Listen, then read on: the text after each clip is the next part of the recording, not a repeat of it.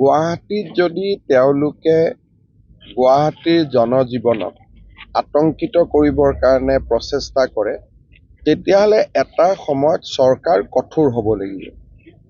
মানুহে আমাক প্ৰশ্ন কৰিব যে আপোনালোকে অন্যান্য আন্দোলনকাৰীৰ ওপৰত কঠোৰ হয়, কিন্তু ৰাজনৈতিক দলৰ ওপৰত কঠোৰ কিয় নহয়? ৰাজনৈতিক দলে আন্দোলন নকৰে, ৰাজনৈতিক দলে ভোট খেলে, ভোটত জিকে আৰু নিজৰ আদৰ্শ চৰকাৰৰ জৰিয়তে ক্ৰিয়ান্বিত কৰে।